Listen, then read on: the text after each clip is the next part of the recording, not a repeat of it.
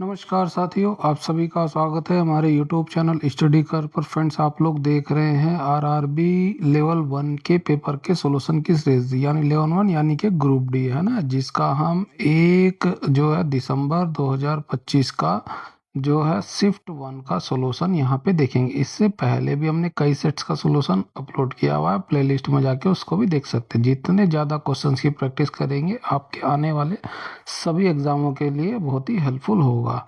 चलिए शुरू करते हैं हम आज के सॉल्यूशंस।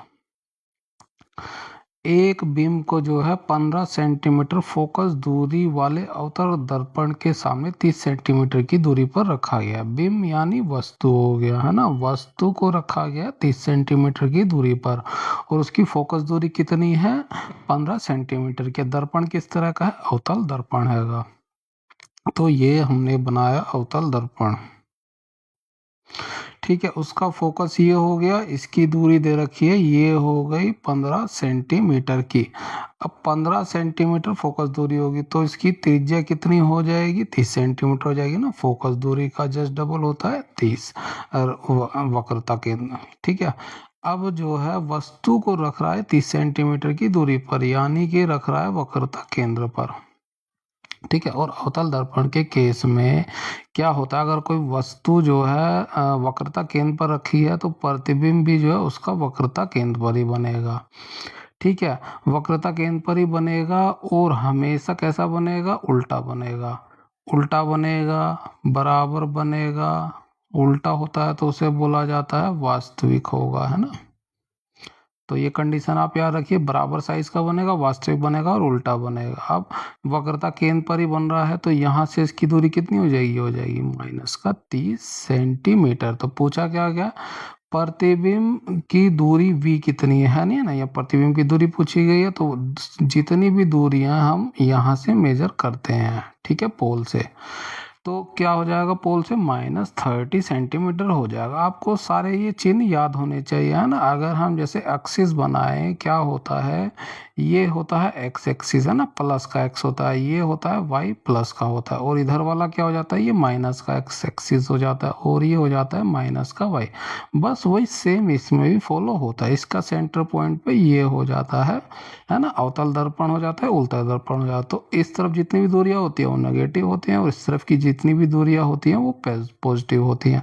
अब वस्तु के केस में कहीं वस्तु जो है इधर रखी रहेगी, है ना, तो इसको जो है वाई एक्सिस पे देखेंगे वस्तु को, है ना। इसके एक्स एक्सिस के ऊपर रखी जाएगी तो वो पॉजिटिव हो जाएगा। अब प्रतिबिंब इसके नीचे बनता है तो वो इसलिए सारे के सारे प्रतिबिंब नेगेटिव में आते हैं, ठीक है। ये सारे आपको याद रखने चाहिए। उत्तल दर्पण के केस में क्या होता है? प्रतिबिंब इस साइड में बनता है। अब ये देखिए एक्स एक्सिस के ऊपर बन गया तो वो पॉजिटिव हो जाते हैं इसलिए। और अवतल दर्पण के केस में क्या होता है? प्रतिबिंब जो एक्स एक्सिस के नीचे बन रहे होते हैं इसलिए वो सारे के सारे नेगेटिव हो जाते हैं, है ना। अवतल दर्पण के एक केस में जो है प्रतिबिंब इस साइड भी बनता है तो इसको इसीलिए पॉजिटिव होता है। ये कोऑर्डिनेट्स आप याद रखेंगे तो आपका काम बहुत ही आसान हो जाएगा। नेक्स्ट क्वेश्चन, फॉर्मिक अम्ल का सूत्र क्या है? फॉर्मिक अम्ल या इसे कह सकते हैं मेथेनोइक अम्ल। मेथेनोइक अम्ल। अब मैथ में क्या होता है? एक कार्बन होता है तो क्या हो जाएगा? CH COOH क्या होता है? ओइक का फॉर्मूला होता है। एक कार्बन ही होता है तो ये हो जाएगा मेथेनोइक यानी फॉर्मिक अम्ल। अब ये देखिए C2H6O या इसे ऐसे लिख सकते हैं C2H5OH, ये किसका फॉर्मूला है? ये है एथेनॉल का फॉर्मूला। एथेनॉल का फॉर्मूला है, ठीक है। देखेंगे C2H5OH, अब इसे इधर लिख लेंगे तो H से 6 हो जाएंगे और O हो जाएगा, तो उसी को इस तरह से भी लिखा जा सकता है। ये किसका फॉर्मूला हैगा? ये हैगा एथेनोइक का फॉर्मूला। एथेनोइक अम्ल का फॉर्मूला क्या होता है? CH3COOH होता है ना। ओइक आता है तो COOH होता है। अब ये एथेनोइक हो गया तो 2 कार्बन हो जाते हैं तो ये 2 कार्बन हो गए तो ये होता है। अब इसको एक साथ लिखेंगे तो क्या हो जाएगा? 2 कार्बन हो जाएगा, हाइड्रोजन कितने हो जाएंगे? 4 हो जाएंगे और ऑक्सीजन 2 हो जाएगा, जो इस तरह से लिखा हुआ है इसमें, ठीक है। जिसमें ये होता है COOH उसे बोला जाता है ओइक, और जिसमें होता है OH उसे बोला जाता है ऑल, है ना। जैसे इसमें ऑल आ गया। नेक्स्ट क्वेश्चन, कार्य के आधार पर निम्नलिखित में से कौन सा संयोजन मनुष्य में पाए जाने वाले सभी प्रकार के जंतु ऊतकों को निरूपित करता है ना। जंतु ऊतक ये 4 तरह के होते हैं। कौन कौन सा होता है? उपकला ऊतक होता है, संयोजी ऊतक होता है, पेशी ऊतक होता है, तंत्रिका ऊतक होता है ना। तंत्रिका ऊतक यानी जो है मैसेज का आदान प्रदान करता है। पेशी ऊतक क्या होता है? ये गति प्रदान करते हैं। संयोजी जोड़ने का काम करते हैं, जैसे रक्त हो गया, हड्डी हो गई, है ना, ये सब वो हो जाते हैं। और उपकला ऊतक जो शरीर के पार्ट हो जाते हैं, है ना, ऊपरी त्वचा, इंटरनल ऑर्गन, ये सब उपकला ऊतक के बने होते हैं। तो यहाँ पे ऑप्शन जो है डी हमारा करेक्ट हो जाएगा। नेक्स्ट क्वेश्चन, नर जनन तंत्र में शुक्र वाहिका का मुख्य कार्य क्या होता है? शुक्र वाहिका है ना, ये ट्रांसपोर्ट करती है किसका? शुक्राणुओं का। कहाँ शुक्राणु कहाँ बनते हैं? अधिवर्षण में, है ना। अब वहां पे बनेंगे और जो है अधिवर्षण से बनते ट्यूब निकली रही, जिसे शुक्रवाहिनी बोलते हैं ना, शुक्रवाहिका बोलते हैं। तो वहां से मूत्र मार्ग में ले जाता है ना। अधिवर्षण से शुक्राणु का निर्माण होगा और शुक्राणु का ट्रांसपोर्टेशन शुक्रवाहिनियों के द्वारा होता है मूत्र मार्ग तक। तो ये कनेक्टिंग का काम करता है। ऑप्शन सी हमारा करेक्ट हो जाएगा। इसी को ही हम बांध दें, काट दें, तो जो है शुक्राणु का ट्रांसफर नहीं होगा। नेक्स्ट क्वेश्चन, बोर के परमाणु मॉडल के अनुसार इलेक्ट्रॉन नाभिक के चारों ओर डैश परिक्रमण करते हैं। वो करते हैं विभिन्न कक्षाओं में ना, विविध कक्षाओं में। अब जो है बोर ने बताया कि जो है इलेक्ट्रॉन जो है नाभिक के चारों ओर विभिन्न कक्षाओं में स्थिर रहते हैं ना, स्थायित्व को बनाए रखते हैं। तो उन्होंने कक्षाओं के बारे में बताया। जो नाभिक के सबसे नजदीक होती है वो होता है के, फिर होता है एल, फिर होता है एम, फिर ऐसे बढ़ता जाती है, सीरीज बढ़ती जाती है ना। तो सबसे पहली कक्षा का में कितने होते हैं? 2 होते हैं, फिर 8 होते हैं, और इस तरह से बढ़ता चला जाता है। इसके लिए फॉर्मूला क्या दिया है? 2 and 2, है ना। n बराबर अगर हम 1 रख देंगे तो क्या हो जाएगा? ये 2 हो जाएगा। n बराबर अगर हम 2 रख देंगे तो 2 दूनी 4 हो जाएगा, 4 दूनी 8 हो जाएगा। ऐसे ही n बराबर हम 3 रख देंगे तो क्या हो जाएगा? 3 की पावर 2 है, तो क्या हो जाएगा? 9 हो जाएगा, 9 दूनी 18। तो इस तरह से उसके कक्षा में इलेक्ट्रॉनों की संख्या को निर्धारित किया बोर ने। ऑप्शन डी हमारा करेक्ट हो जाएगा। नेक्स्ट क्वेश्चन, कोशिका में लाइसोसोम की क्या भूमिका? अब लाइसोसोम क्या करता है? ये एक पाचक एंजाइम है ना। अब जितने भी हानिकारक पदार्थ आते हैं या पाचन करना होता है, वो सब करता है लाइसोसोम, है ना। तो क्या है? विजातीय पदार्थों का पाचन करता है। और कभी कभी जब कोशिका क्षतिग्रस्त हो जाती है तो उसको भी समाप्त करने का काम कैसे करता है? ये फट जाता है और फट करके उस कोशिका को पूरा ही डाइजेस्ट कर देता है, खत्म कर देता है। तो इस तरह की प्रक्रिया को लाइसोसोम ही करता है, तो इसे बोला जाता है ऑटोलाइसिस, है ना, खुद को ही खत्म कर लिया। ऑप्शन सी हमारा करेक्ट हो जाएगा। एटीपी का उत्पादन कौन करता है? ये होता है माइटोकॉन्ड्रिया करता है, माइटोकॉन्ड्रिया, है ना। माइटोकॉन्ड्रिया द्वारा एटीपी का निर्माण किया जाता है। उत्पादों का परिवहन कौन करता है? अब जैसे प्रोटीन वगैरह का जो है उत्पादन होता है, राइबोसोम करता है। कहाँ लगा होता है? एंडोप्लाज्मिक रेटिकुलम में। तो वहाँ वो जो एंडोप्लाज्मिक रेटिकुलम उन उत्पादों का ट्रांसपोर्टेशन का काम करता है। और प्रोटीन के संग्रहण का काम कौन करता है? ये गोल्जी का उपकरण करता है ना। संग्रहण का यहाँ लिख देते हैं, संग्रहण हो गया, उसकी पैकेजिंग हो गया, है ना, पैकेजिंग हो गया। और क्या हो गया? मॉडिफिकेशन का काम, मॉडिफिकेशन का काम, ये सारे काम जो है गोल्जी उपकरण करता है, गोल्जी उपकरण द्वारा किया जाता है। इसको भी आप याद रखिए। नेक्स्ट क्वेश्चन, निम्नलिखित में से कौन सा कार्बन यौगिक सामान्य परिस्थितियों में नीली गैर कज्जली लौह के साथ जलता है? अब जो नीली ज्वाला होती है वो गैर कज्जली ही जलती है। तो वो कौन होता है? वो होता है एथेनॉल। बिना जो है गैर कज्जली के जलता है, यानी कार्बन नहीं बनता। अब इसमें देखिए जो है का बहुत ज़्यादा कालिक बनती है ना, चारकोल में, मिट्टी के तेल में, डीजल में। इनको तो आपने यूज किया ही होगा, है ना। कार्बन धुआं निकलता है इसमें भी, इसमें भी, इसमें भी। अब ये एथेनॉल का प्रयोग इसीलिए गैर कज्जली होती है। अब इसी का प्रयोग जो है हमारे व्हीकल्स में किया जा रहा है, गाड़ियों में, है ना। पेट्रोल के साथ जो ब्लेंडिंग करी जा रही है वो एथेनॉल की करी जा रही है। वर्तमान में मेरे ख्याल से अभी जो है 20% की ब्लेंडिंग करी जा रही थी, पहले 10% की हो रही थी। ठीक है, उससे क्या होता है कि अब देखिए फ़ायदा क्या होता है कि प्रदूषण जो है कम हो जाता है, लेकिन इसका एक जो है मेजर वो साइड इफ़ेक्ट भी है कि जो है आपके जो है व्हीकल्स की लाइफ भी जो है घट जाती है। नेक्स्ट क्वेश्चन, लैंगिक जनन करने वाले जंतुओं में आनुवांशिक विविधता निम्नलिखित में से किसके द्वारा सुनिश्चित होती है? अब लैंगिक जनन के बारे में बात कर रहे हैं। अब लैंगिक जनन में क्या होता है कि दो जनक होते हैं, है ना, माता होती है और एक पिता होती है। तो जीन माता और पिता दोनों से ही मिलते हैं, तो वहीं से जो है आनुवांशिक विविधता आती है। तो क्या हो जाएगा, संतानें जो हैं दोनों ही जनकों से जीन को प्राप्त करती हैं। जैव विविधता, आनुवांशिक विविधता ऐसे ही प्राप्त होती है ना। को जो है आधे जो है माता से मिलते हैं, आधे जो है पिता से मिलते हैं संतान को। ऑप्शन यहाँ पे डी हमारा करेक्ट हो जाएगा। नेक्स्ट क्वेश्चन, धातुओं के वैद्युत अपघटनी परिष्करण, है ना, यानी वैद्युत अपघटन द्वारा धातुओं का शुद्धिकरण प्रक्रिया के दौरान वैद्युत अपघटन में धारा प्रवाहित करने पर डैश से अशुद्ध धातु विद्युत अपघटन में विलीन हो जाती है। अब यहाँ पे हम एक छोटा सा स्केच बना लें। ये हो गया। अब हमने मान ली वो धातु है हमारी कॉपर, है ना, तो ये क्या होगा, ये होगा कॉपर का जलीय विलयन, अम्लीय विलयन होगा, है ना। कॉपर का अम्लीय विलयन होगा, जैसे CuSO4 हो गया। और ये क्या होगी, ये होगी अशुद्ध धातु होगी। और यहाँ पे एक पतली सी स्ट्रिप होगी जो शुद्ध धातु की होगी।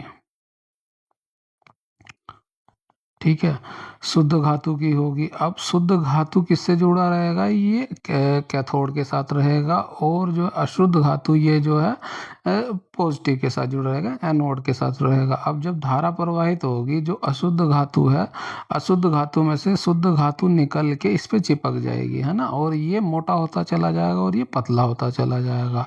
और जो अपशिष्ट होंगे वो नीचे बैठ जाते हैं, उसको बोला जाता है एनोड पंख। पंख। ठीक है, विद्युत अपघटन से धारा प्रवाहित करने से अशुद्ध धातु विद्युत अपघटन में विलीन हो जाती है। अशुद्ध धातु, अशुद्ध धातु पर कौन सी धारा का चार्ज होता है, वो होता है पॉजिटिव का। पॉजिटिव क्या होता है, एनोड चार्ज, है ना। शुद्ध के लिए पहुंच जाता है तो वो होता है कैथोड के लिए। ये होता है शुद्ध धातु के लिए। ठीक है, और जो है ये एनोड पंख जो नीचे बैठ जाता है, इसे ये जो है ना अपशिष्ट बैठ जाता है, उसे एनोड पंख बोला जाता है। नेक्स्ट क्वेश्चन, यदि लंबा, लंबा क्या है, टी से, कैपिटल टी से रिप्रेजेंट किया, और छोटा जो है स्मॉल टी से, पर प्रभावी। अब ये जो है प्रभावी गुण हो गया और ये हो गया अप्रभावी। ठीक है, और जो है गोल bees are, goal bees are झुर्रीदार आर पर प्रभावी। अब उसमें ये प्रभावी हो गया कैपिटल वाला और ये अप्रभावी हो गया। हालांकि ये बताने की जरूरत नहीं है, कैपिटल में जो होता है वो प्रभावी होता है और जो स्मॉल वाला होता है वो अप्रभावी ही होता है। तो उस पौधे के जीनोटाइप की पहचान कीजिए, है ना। जीनोटाइप की हमें पहचान करनी है जो छोटी ऊंचाई और गोल बीज को दर्शाता है। अब देखिए ये प्रभावी का क्या मतलब हो गया कि अगर इसमें, है ना, अब देखिए ये जोड़ा बनता है हमेशा ही, है ना, ये जोड़े में ही रहता है। टी ऐसे रहेगा या फिर जो है ये छोटा टी और कैपिटल टी, इस तरह से जोड़े में ही रहता है जीन। अब जो है क्या होगा कि अगर प्रभावी गुण ये है लंबे वाला, तो क्या होगा, अगर एक भी ये टी आ गया, है ना, कैपिटल वाला एक भी टी आ गया, तो पौधा क्या होगा, लंबा ही बनेगा। ठीक है, ठीक है। अब ये कह रहा है कि छोटी ऊंचाई वाला, यानी कि ये प्रभावी गुण उसमें होना ही नहीं चाहिए, तो क्या होगा, दोनों ही स्मॉल टी होने चाहिए, तो छोटी ऊंचाई तभी बनेगी। तो ये हो जाएगा डबल टी। ठीक है, अब गोल बीज की बात कर रहा है। गोल बीज के लिए फिर से वही रहेगा, अगर जो है ना, जोड़े में रहता है, अगर दोनों आर आ गए तब बड़ा बनेगा, गोल बनेगा। अगर एक छोटा आ गया एक बड़ा आ गया तब भी गोल बनेगा, या फिर ये ऐसे भी हो सकता है। तो इन तीनों ही केसेस में बनेगा गोल। अब इसको झुर्रीदार बनाना है तो वो इस पे छोटा ही होना चाहिए, तो इसी एक केस में बनता है झुर्रीदार। ये हो गया झुर्रीदार। तो यहाँ पे जो है छोटी ऊंचाई के लिए दोनों टी हो जाएगा, यानी अप्रभावी वाला और गोल बीज। अब प्रभावी लाना है हमें गोल बीज, तो क्या हो जाएगा, या तो आर आर का बन सकता है, या आर छोटा आर, या आर बड़ा आर बन सकता है। ये तीनों ही कंडीशन में जो छोटा बनेगा और गोल बीज का बनेगा। ठीक है, अब बस देख लीजिए कौन से में आपको, आप देखिए ये टी से ही फोकस कीजिए। देखिए यहाँ पे ये प्रभावी बड़ा हो गया, बड़ा हो गया, बड़ा हो गया, ये तीनों ही जो है बड़े के लिए हो गए, है ना। यहाँ लिख देते हैं लंबा, लंबे हाइट के पौधे ये तीनों में बनेंगे, इसमें ही बनेगा छोटे हाइट का। और गोल के लिए अगर इस तरह से दिया तब भी बनेगा, या इन तीनों में से कोई सा भी दिया था तो इन तीनों में ही गोल की कंडीशन थी, तो ऑप्शन जो है यहाँ पे हमारा डी करेक्ट हो जाएगा। नेक्स्ट क्वेश्चन, 20 न्यूटन का एक नेट क्षैतिज बल 4 केजी के एक ब्लॉक पर जो प्रारंभ में 5 सेकंड तक विरामावस्था में, अब विरामावस्था में तो क्या हो जाएगा, U बराबर हो जाएगा 0। टाइम दे दिया है 5 सेकंड का, कार्यरत है, ब्लॉक की अंतिम चाल ज्ञात कीजिए, V हमें निकालना है। तो गति का हम प्रथम नियम लगा लेंगे, V बराबर क्या होता है, U प्लस ए टी होता है। प्रारंभिक कितना है, 0 है, अंतिम वेग हमें निकालना है। एक्सेलेरेशन हमें नहीं पता है, ये ए हो गया, टी लेकिन हमें पता है, तो v बराबर क्या हो जाएगा, 5a हो जाएगा। एक्सेलेरेशन को हमें निकालना पड़ेगा अगर हमें अंतिम वेलोसिटी निकालनी है। एक्सेलेरेशन कैसे निकलेगा, हमें दे रखा है फोर्स दे रखा है और द्रव्यमान दे रखा है, और हम जानते हैं फोर्स बराबर क्या होता है, ma होता है। फोर्स कितना है, 20 है, द्रव्यमान है 4, तो यहाँ से एक्सेलेरेशन निकाल लेंगे, ये 5 बार में चला जाएगा। इसकी वैल्यू को इसमें रख देंगे, क्या हो जाएगा, 5 गुणा 5 यानी हो जाएगा 25 मीटर पर सेकंड, उसकी जो है अंतिम वेग हो जाएगी। ऑप्शन जो है यहाँ पे हमारा सी करेक्ट हो जाएगा। नेक्स्ट क्वेश्चन, संभारिकों का कौन सा गुणधर्म सदैव भिन्न होता है ना, सदैव भिन्न की बात कर रहा है। अब संभारिक में क्या होता है कि उसका परमाणु भार हमेशा ही समान रहेगा, परमाणु भार जो है समान रहेगा, है ना, रहे तभी तो उसे बोला जा रहा है समभारी, यानी समान भार। अब परमाणु भार समान रहेगा लेकिन उसका परमाणु क्रमांक भिन्न रहेगा, परमाणु क्रमांक भिन्न रहेगा। तो पूछा है सदैव भिन्न रहेगा, कौन सा गुणधर्म, तो परमाणु क्रमांक सदैव भिन्न रहेगा, तो ऑप्शन जो है बी हमारा यहाँ से करेक्ट हो जाएगा। नेक्स्ट क्वेश्चन, निम्नलिखित में से कौन सा कथन सही नहीं है, ये हमें बताना है। अब प्रिज्म का केस आएगा तो हम ये बना लेते हैं एक प्रिज्म, ये हो गया प्रिज्म, है ना, ये होती है हमारी आपतित किरण। अब जो है ये सरल से जो विरल से जो है डेंस सघन मीडियम में जा रही, तो वो थोड़ा सा इससे झुक जाएगी। अब फिर से जो है ये वायु में आ रही है यानी सरल में, तो इस तरह से ये अब अलग अलग रंगों में ही बिखर जाएगा। ठीक है, ये अलग रंग क्या है, विबग्योर होते हैं, विबग्योर, है ना। श्वेत प्रकाश जाता है प्रिज्म से तो वो 7 अलग अलग रंगों में बिखर जाता है। ठीक है, अब क्या कह रहे हैं, प्रिज्म में हमें सही नहीं है ये हमें खोजना है। ठीक है, प्रिज्म में श्वेत प्रकाश का उपयोग किया जाए तो विक्षेपण हो सकता है, बिल्कुल विक्षेपण होगा, है ना। और जो विक्षेपण होता है वो आगत और निर्गत कोण के बराबर होता है ना। ये आगत निर्गत आगत किरण को हम आपतित किरण को आगे बढ़ाएं और निर्गत किरण को पीछे तरफ बढ़ाएं तो हमें विक्षेपण कोण मिलता है। ठीक है, तो ये बात तो बिल्कुल सही होगी। प्रिज्म में जो है आपतित किरण और निर्गत किरण सदैव समांतर होते हैं, नहीं सदैव समांतर नहीं रह सकते हैं, क्योंकि वो 7 अलग अलग रंगों में बिखरेंगे, हर एक का जो है विक्षेपण अलग अलग होता है, तो वो कभी समांतर नहीं हो सकते हैं। तो ये हमें सही नहीं है बताना, तो ऑप्शन जो है बी हमारा करेक्ट हो जाएगा। बाकी कहीं पढ़ लेते हैं, विचलन कोण जो है आपतित किरण और निर्गत किरण के बीच का कोण होता है, हमने डिस्कस किया, ये होता है विचलन कोण, है ना। हम आपतित किरण को आगे बढ़ाएं और निर्गत किरण को पीछे बढ़ाएं तो हमें विचलन कोण मिलता है जहाँ पे इंटरसेक्ट करते हैं। ठीक है, प्रिज्म में जब आपतित किरण आधार की ओर जाती है, ये आपतित किरण आधार की ओर जा रही है, तो निर्गत किरण आधार की ओर मुड़ जाती है, बिल्कुल, है ना। ये आधार की तरफ, आधार हो गया, आधार की तरफ मुड़ भी जा रही है, तो यही बात सही, ये भी सही, ये भी सही है। ऑप्शन जो है बी हमारा गलत हो जाएगा। नेक्स्ट क्वेश्चन, एक समान गति के बारे में निम्नलिखित में से कौन सा कथन गलत है? गलत हमें बताना है। अब एक समान में क्या होता है, गति सदैव समान रहती है ना, सदैव समान गति रहती है, गति रहती है।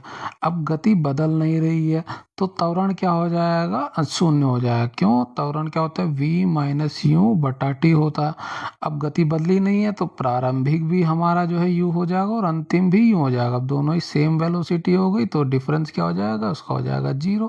तो इस तरह से एक्सेलरेशन हमें शून्य ही मिलेगा। ये बात बिल्कुल सही हो गई। गति समय के साथ लगातार बदलती रहती है ना, बदलती नहीं रहती है ना। यही तो हमारा एक समान गति में क्या होता है, गति सदैव समान रहती है। गलत पूछा गया था तो ऑप्शन जो है बी हमारा करेक्ट हो जाएगा। बाकी पढ़ लेते हैं। वेग अपरिवर्तित रहता है, बिल्कुल सही हो गया। पिंड जो है समान समय अंतराल में समान दूरी तय करता है, बिल्कुल। जो प्रारंभिक वेलोसिटी वे अंतिम भी होगी। तो क्या होगा कि जो है जो समान समय अंतराल में समान ही दूरी हर बार वो ट्रेवल करेगा, क्यों, गति हमारी समान है। नेक्स्ट क्वेश्चन, निम्नलिखित में से कौन सा प्रक्षेपण इस बात की पुष्टि करता है कि कोई विलयन अम्लीय है? अब अम्लीय विलयन के लिए एक तो होता है चेक करने का तरीका लिटमस का, है ना। लिटमस हो गया, ये प्राकृतिक तरीका हो गया। अब लिटमस क्या होता है, वो नीले को लाल में कन्वर्ट कर देता है। आप इसको देख लीजिए, नीले को लाल में कौन करना, एक ये लाल हो गया, एक ये लाल हो गया। तो ये तो हमारे ऑप्शन गलत हो गए, है ना। अम्लीय में आएगा तो नीला लिटमस जो है हमारा लाल में कन्वर्ट हो जाएगा। फिर देखते हैं मेथिल ऑरेंज, है ना। ये हो गया मेथिल ऑरेंज, ऑरेंज, ऑरेंज। ठीक है। अब मेथिल ऑरेंज जो है अम्ल में क्या हो जाता है कि कन्वर्ट हो जाता है लाल में, अम्ल में, और क्षार में कन्वर्ट हो जाएगा ये पीले में। और जो है फिनोलेफ्थलीन, है ना, यहाँ लिख लेते हैं फिनोलेफ्थलीन। अब फिनोलेफ्थलीन क्या है, अम्ल के साथ कोई प्रक्रिया नहीं करता, यानी रंगहीन ही रहता है, लेकिन ये क्षार के साथ कन्वर्ट हो जाता है गुलाबी रंग में। और ये जो है मेथिल ऑरेंज और फिनोप्थेन, ये कृत्रिम तरीके हो गए, है ना।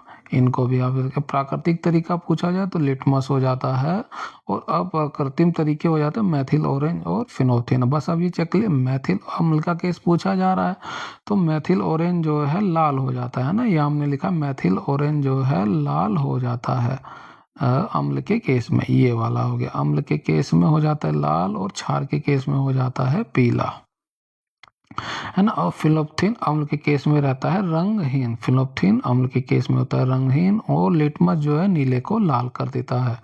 ऑप्शन जो है यहाँ पे हमारा भी करेक्ट हो जाएगा, है ना। इसके अलावा एक और तरीका है, वो है घ्राण विधि, है ना। उसमें क्या होता है कि जब अम्लीय के संपर्क में आता है तो जैसे कि हमारा प्याज हो गया या लौंग हो गया, लौंग का तेल, तो वो अम्ल में अपनी गंध को बनाए रखते हैं और क्षार में वो नष्ट हो जाता है। इनको भी आप याद रखिए। नेक्स्ट क्वेश्चन, निम्नलिखित में से कौन सा जो है प्लास्टिड वाले वर्णक पौधों में पीला, नारंगी और लाल रंग प्रदान करते हैं? पीला, नारंगी और लाल रंग जो प्रदान करता है वो कहता है क्रोमोप्लास्ट।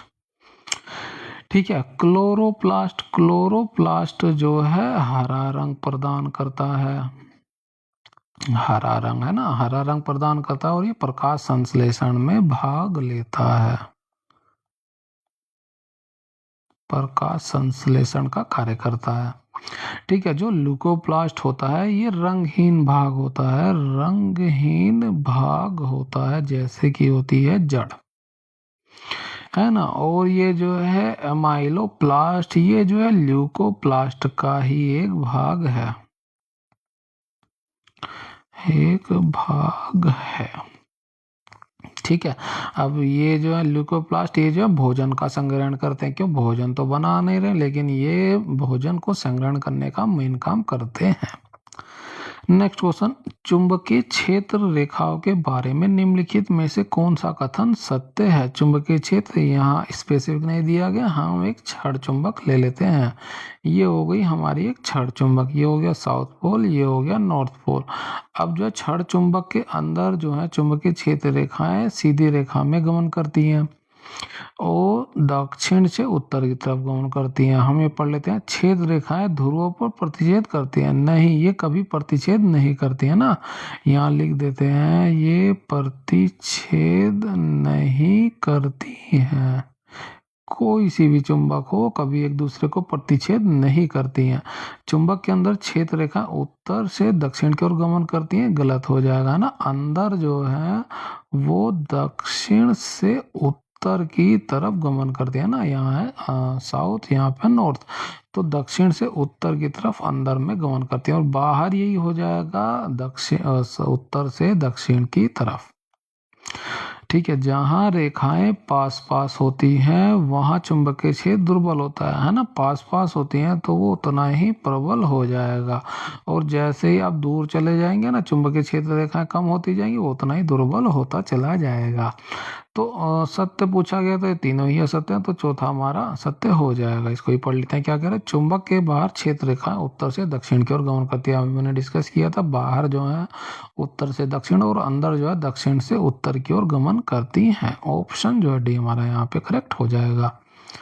नेक्स्ट क्वेश्चन, निम्नलिखित में से कौन सा वनों और जैव विविधता के संरक्षण का प्रमुख लक्ष्य है ना, जैव विविधता संरक्षण करना है हमें। अब संरक्षण क्या है, जो हमें मिल रहा है उसको हमें सुरक्षित करना है, विरासत में जो हमें मिलता हुआ आया है। ठीक है, तो क्या हो जाएगा, विरासत में मिली जैव विविधता को संरक्षित करना यानी बचा करके रखना। ऑप्शन जो है यहाँ पे डी हमारा करेक्ट हो जाएगा। नेक्स्ट क्वेश्चन, निम्नलिखित में से किसे कार्बनिक यौगिक नहीं माना जाता है? अब कार्बनिक यौगिक क्या होता है कि उसमें कार्बन और हाइड्रोजन का बंध होता है तो बोला जाता है कार्बनिक यौगिक। इसमें देखेंगे कार्बन तो है लेकिन हाइड्रोजन नहीं है, तो ये कार्बनिक यौगिक नहीं हुआ। ऑप्शन जो है ये हमारा करेक्ट हो जाएगा। हम बाकी देखें, एसिटिक अम्ल, यहाँ पे कार्बन और हाइड्रोजन का बंध है ना, यहाँ पे कार्बन हाइड्रोजन का बंध है, यहाँ पे कार्बन हाइड्रोजन का बंध है, तो ये जो है तीनों ही हमारे कार्बनिक यौगिक हैं।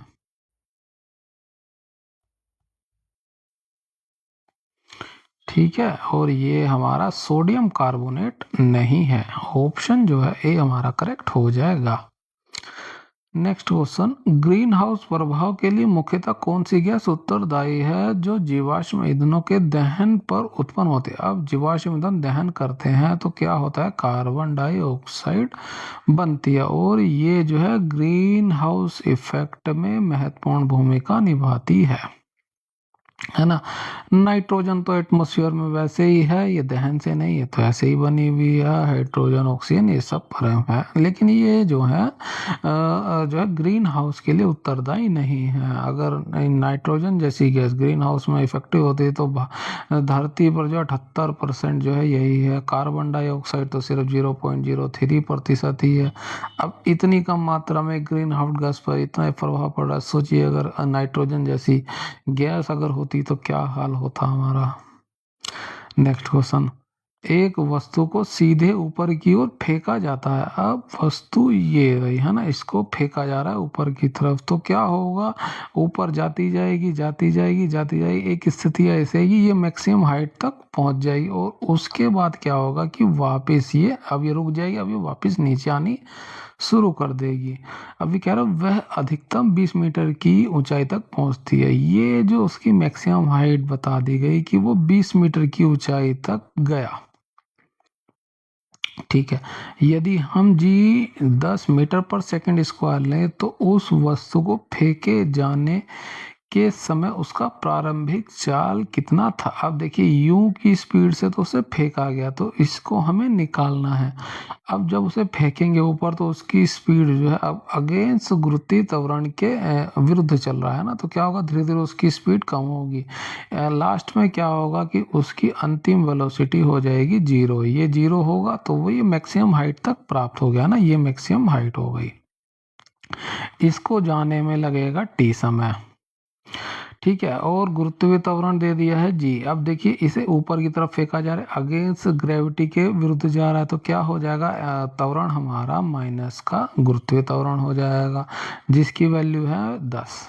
ये हो जाएगा माइनस में 10 मीटर पर सेकंड। ठीक है, उस वस्तु को फेंके जाने के समय उसकी प्रारंभिक चाल क्या थी, ये हमें निकालना है। अब इनिशियल वेलोसिटी को निकालना है। हमारे पास क्या है, हमारे पास हाइट है, तो हम क्या लगाते हैं, गति का दूसरा नियम लगा देते हैं।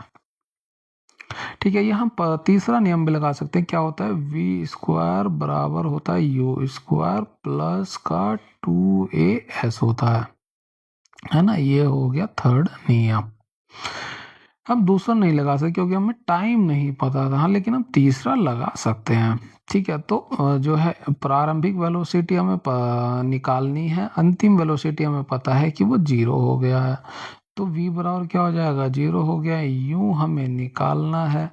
ठीक है, 2 हो गया और a कितना हो गया, माइनस का 10 हो जाएगा, तो ये हुआ माइनस का 10।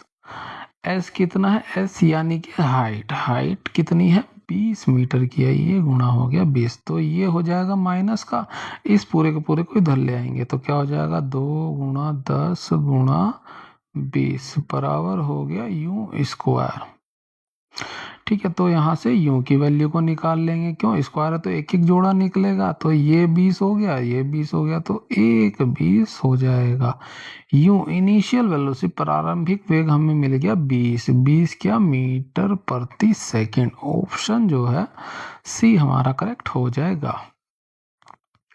नेक्स्ट क्वेश्चन, एक ही पदार्थ के दो तारों की लंबाई समान है। ठीक है, तो लंबाई समान है तो L1 बराबर L2 हो गया, और एक ही पदार्थ है तो हमारा ρ1 बराबर हो गया ρ2, लेकिन उसके अनुप्रस्थ प्रतिच्छेद के क्षेत्रफलों का अनुपात जो है 1 और 4 हो गया, तो ये A1 हो गया और ये हो गया A2। उनके प्रतिरोधों का अनुपात ज्ञात कीजिए। प्रतिरोध के लिए फॉर्मूला क्या होता है, R बराबर होता है रो एल अपॉन ए होता है, तो हम यहाँ दोनों के लगा दें R1 बटा R2। R1 का लिखेंगे तो क्या हो जाएगा, ये हो जाएगा ρ1 L1 बटा A1 हो जाएगा। अब R2 के लिखेंगे तो ρ2 हो जाएगा, L2 हो जाएगा, और A2 जो बटे में है वो ऊपर आ जाएगा, ये हो गया। अब देखिए ρ1 और ρ2 बराबर हैं तो ये कट जाएगा, L1 और L2 बराबर हैं तो ये और ये कट जाएगा। A2 कितना है, 4 है हमारे पास, ये हो गया 4। A1 कितना है, 1 है हमारे पास, तो ये 1 हो गया। तो इनके प्रतिरोध का अनुपात हमें क्या मिला, 4:1। चेक करेंगे, ऑप्शन जो है बी हमारा यहाँ से करेक्ट हो जाएगा। नेक्स्ट क्वेश्चन, निम्नलिखित में से कौन सा विकल्प तरंग के आयाम को सटीक रूप से परिभाषित करता है ना, परिभाषित करता है। अब देखिए तरंग की बात करें, ये होगी तरंग हमारी, ठीक है, ये क्या होती है, ये होती है हमारी माध्य, सीधी जो लाइन होती है ये माध्य स्थिति होती है, ये होती है माध्य स्थिति। आयाम के बारे में पूछा गया, आयाम क्या होता है, माध्य स्थिति से जो हाईएस्ट होता है डिस्प्लेसमेंट वो होता है आयाम।